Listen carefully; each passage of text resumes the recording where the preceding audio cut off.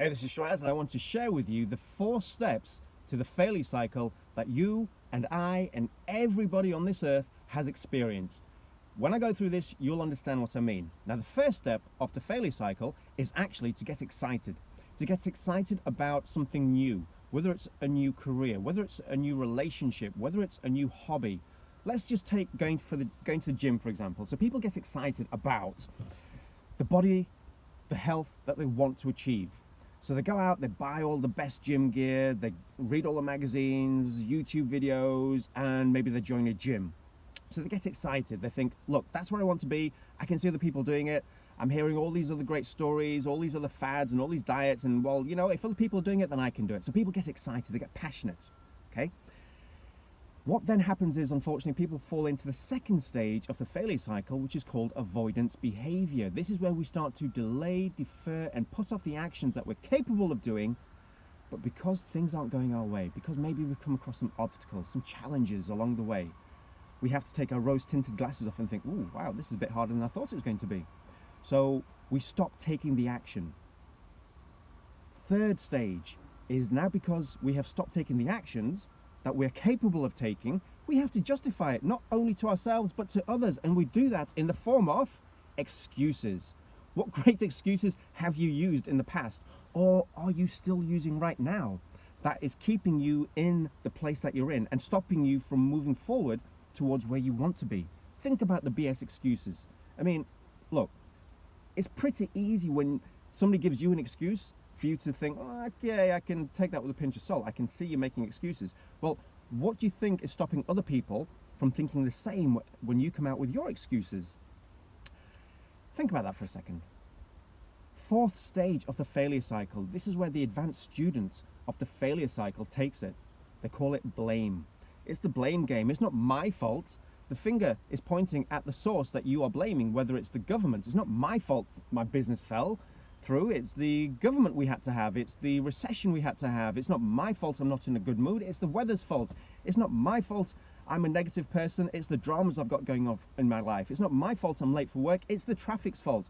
We have this finger of blame that we are so quick to point. But as you are pointing this finger of blame, think about it. You actually have 3 fingers pointing back at yourself, which technically should have the words tattooed on them. I am responsible.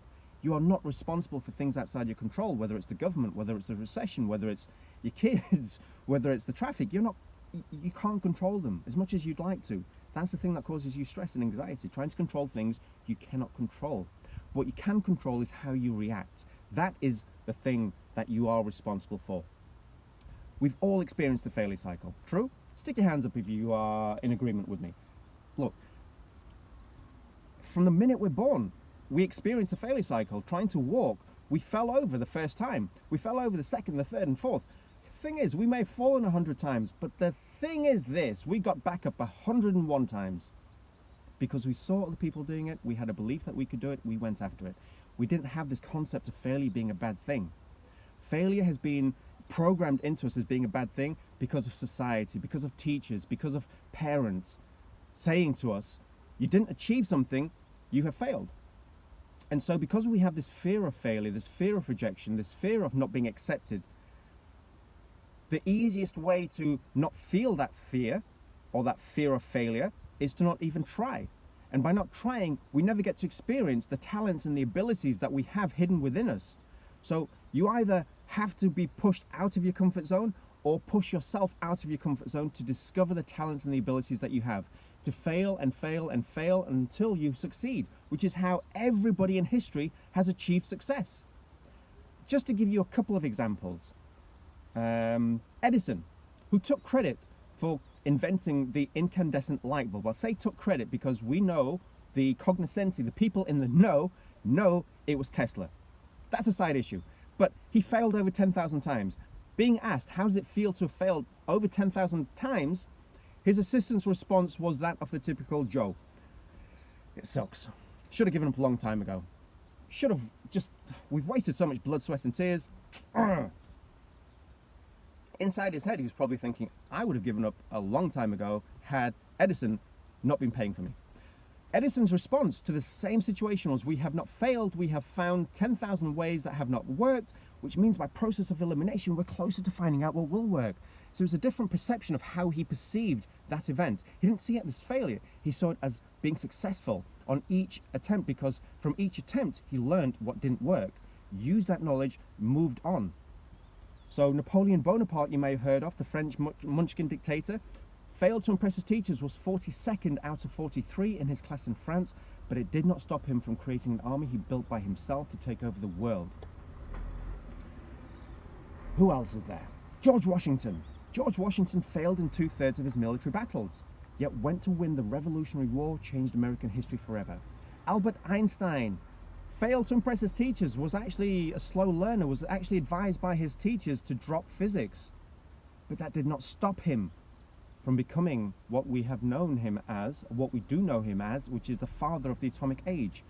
Only when you consider failure as final will you finally be a failure.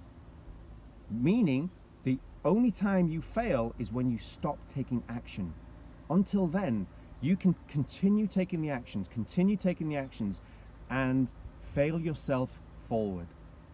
Failure is not a bad thing. Failure is actually a good thing, because you get to learn what has worked, what hasn't worked. There's no such thing as failure. You simply got feedback. You either achieved what you wanted or you didn't. And if you didn't, take the lessons from that experience and use them to continue moving forward. So, are you afraid to fail? And if the answer is still yes, then please contact me, because we need to have a serious talk. Otherwise, please take failure as being a good thing. Do not be afraid of other people's opinions, because other people's opinions are not going to help you achieve what you want to achieve. They are simply going to keep you in the place that you're in. Now, if the place that you're in isn't where you want to be, then my friend, fail yourself forward.